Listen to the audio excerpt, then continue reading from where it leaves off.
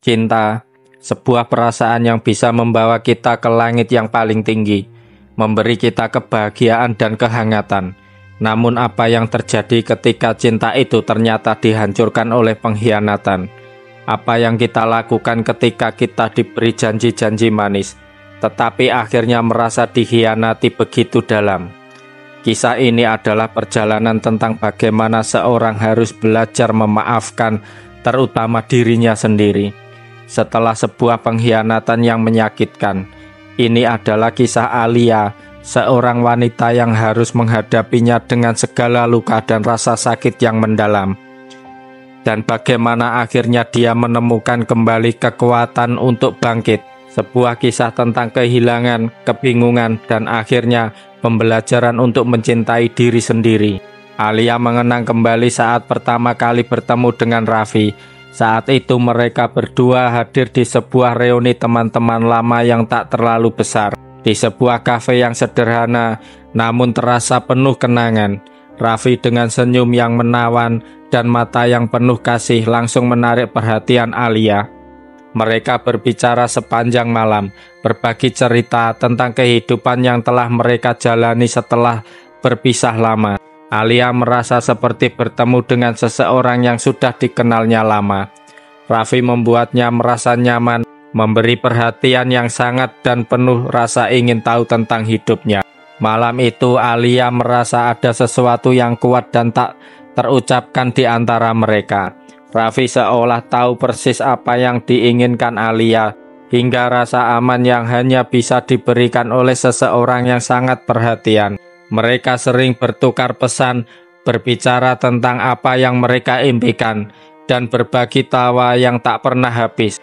Setelah beberapa bulan, hubungan mereka semakin berkembang. Setiap pertemuan terasa seperti sebuah awal yang baru. Raffi sering membawa Alia ke tempat-tempat yang tidak pernah dia kunjungi sebelumnya. Kafe kecil yang menyajikan kopi hangat di tengah malam, restoran di pinggir laut saat matahari terbenam, dan perjalanan jauh yang penuh kenangan. Mereka berbicara tentang masa depan, berbicara tentang pernikahan yang penuh impian, rumah kecil di pinggiran kota, dan anak-anak yang mereka bayangkan akan membuat rumah mereka semakin hidup. Raffi selalu ada untuknya, mendengarkan setiap keluh kesah, memberi saran ketika Alia merasa bimbang. Alia merasa bahwa ini adalah cinta sejatinya. Dia tidak pernah meragukan Raffi. Dia merasa menemukan kebahagiaan yang tak pernah dia bayangkan sebelumnya. Raffi adalah segala-galanya baginya. Namun semakin hari sesuatu mulai terasa berbeda. Ada perubahan kecil yang Alia tidak bisa definisikan. Raffi yang dulu selalu memberi perhatian penuh, kini mulai menunjukkan sikap yang agak dingin. Pesan-pesan yang dulunya datang begitu cepat kini mulai terlambat. Pertanyaan-pertanyaan yang dulunya dijawab dengan penuh semangat, kini hanya mendapatkan jawaban singkat dan kadang-kadang bahkan terkesan menghindar. Alia merasa ada jarak yang tidak bisa dijelaskan. Seperti ada dinding yang mulai terbentuk di antara mereka. Alia mencoba untuk tidak berpikir negatif. Mungkin ada masalah pekerjaan, pikirnya. Namun semakin lama perasaan cemas itu semakin menggerogoti hatinya. Hari-hari berlalu dan perasaan ragu semakin menguasai Alia. Raffi semakin sering menghilang tanpa kabar. Ada saat-saat ketika mereka berada di tempat yang sama, tetapi Alia merasa seperti tidak ada koneksi lagi.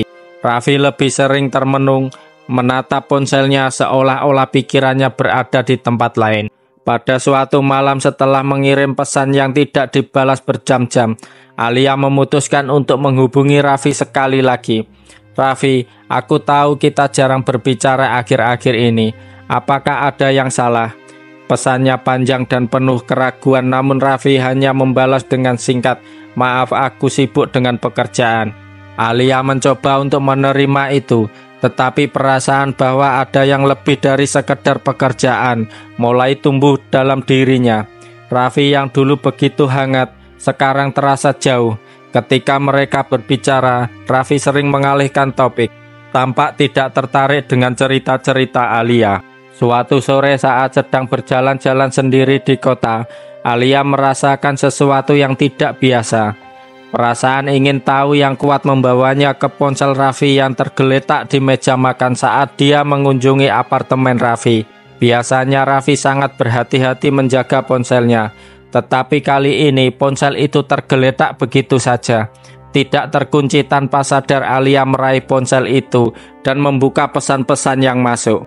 Di layar ponsel muncul nama yang tidak dikenal, Lina. Hati Alia berdegup kencang dan perasaan cemas yang telah lama terkubur mulai kembali muncul. Pesan-pesan antara Raffi dan Lina begitu intim, kata-kata manis, rencana untuk bertemu, dan janji-janji yang tak pernah dia dengar dari Raffi. Aku rindu kamu, sayang. Kapan kita bisa ketemu? Salah satu pesan berbunyi. Alia merasa dunia seolah berhenti berputar. Air mata mulai mengenang di matanya, dan dia hampir tidak bisa bernafas. Raffi yang selama ini dia percayai sepenuh hati, ternyata telah mengkhianatinya dengan wanita lain. Perasaan itu datang begitu cepat menghancurkan hatinya. Pada malam yang sama setelah menyembunyikan perasaan hancurnya, Alia memutuskan untuk menghadapi Raffi. Dia tahu ini tidak akan mudah, tetapi dia tidak bisa terus hidup dengan perasaan terbelenggu dalam kebohongan. Dia merasa bahwa dia berhak mengetahui kebenaran. Saat Raffi pulang, suasana di apartemen mereka begitu tegang. Alia menatapnya dengan tatapan penuh air mata dan perasaan marah yang sulit dia kontrol. Raffi, aku menemukan pesan-pesan itu, kata Alia dengan suara serak. Hampir tidak bisa mengeluarkan kata-kata. Siapa dia? Lina. Apa yang terjadi dengan kita, Raffi? Raffi terdiam sejenak, wajahnya pucat. Sepertinya dia tidak menyangka Alia akan menemukan kenyataan ini. Setelah beberapa detik yang terasa seperti berjam-jam, dia akhirnya membuka mulut. Alia, aku sangat menyesal. Aku tidak tahu bagaimana aku bisa berbuat seperti itu. Aku terjebak dalam perasaan yang tidak bisa aku jelaskan. Itu adalah kesalahan terbesar dalam hidupku. Tapi penyesalan itu tidak bisa menghapus rasa sakit yang ada di hati Alia. Kesalahanmu sudah terlalu dalam, Raffi, jawab Alia dengan suara yang penuh luka. Kamu telah menghancurkan segala sesuatu yang aku percayai. Semua kenangan kita, semua kata-kata manis itu, ternyata cuma omong kosong. Raffi mencoba mendekatinya, meminta maaf, tetapi Alia menolaknya dengan keras. Jangan sentuh aku, teriak Alia. Suaranya pecah. Aku tidak bisa lagi mempercayaimu. Aku sudah cukup hancur. Dengan perasaan yang hancur, Alia memutuskan untuk pergi. Dia tahu bahwa ini adalah akhir dari segalanya. Kenangan manis bersama Raffi kini terasa seperti bayangan yang menakutkan. Hari-hari setelah perpisahan itu begitu sulit bagi Alia. Setiap malam dia terbangun dengan air mata, teringat akan kenangan indah yang kini terasa begitu pahit. Setiap sudut rumah, setiap tempat yang dulu mereka kunjungi, kini hanya mengingatkannya pada betapa dalam pengkhianatan itu. Namun seiring waktu Alia mulai menerima kenyataan ini. Dia tahu bahwa dia tidak bisa terus mengubur dirinya dalam rasa sakit. Dia mulai menghabiskan waktu lebih banyak dengan teman-temannya, mencari cara untuk melupakan Raffi. Namun meskipun dia tahu bahwa dia harus melanjutkan hidup, rasa sakit itu masih ada. Lambat laun Alia mulai menemukan cara untuk sembuh. Dia mulai kembali ke hobi-hobinya yang dulu terlupakan, seperti menulis dan berkarya. Dia berusaha untuk mengisi kembali hidupnya dengan hal-hal yang membuatnya merasa hidup. Alia belajar untuk lebih menghargai dirinya sendiri, meskipun proses itu tidak mudah. Suatu hari Raffi menghubunginya lagi. Dia meminta maaf dengan sangat tulus, berharap bisa berbicara tentang apa yang terjadi. Alia merasa cemas, tetapi dia tidak tahu bahwa untuk benar-benar sembuh, dia harus memaafkan, bukan hanya Raffi, tetapi juga dirinya sendiri. Alia, aku sangat menyesal. Aku tahu aku tidak bisa mengubah apa yang sudah terjadi, tetapi aku ingin kamu tahu betapa aku menyesali perbuatanku, kata Raffi dengan wajah penuh penyesalan. Alia menatap dengan tenang. Aku sudah memaafkanmu, Raffi, katanya, suaranya penuh kekuatan. Tapi aku tahu Kita tidak bisa kembali lagi. Aku harus melepaskanmu, melepaskan masa lalu kita agar aku bisa melanjutkan hidupku. Alia tersenyum tipis. Meskipun hatinya masih terasa berat, tetapi kali ini dia merasa lebih bebas dengan melepaskan. Dia memberi dirinya kesempatan untuk menemukan kebahagiaan yang lebih baik. Pesan moral dari kisah ini, pengkhianatan dalam cinta bisa menjadi luka yang sangat dalam. Tetapi dari luka itu kita bisa belajar untuk tumbuh dan menjadi lebih kuat.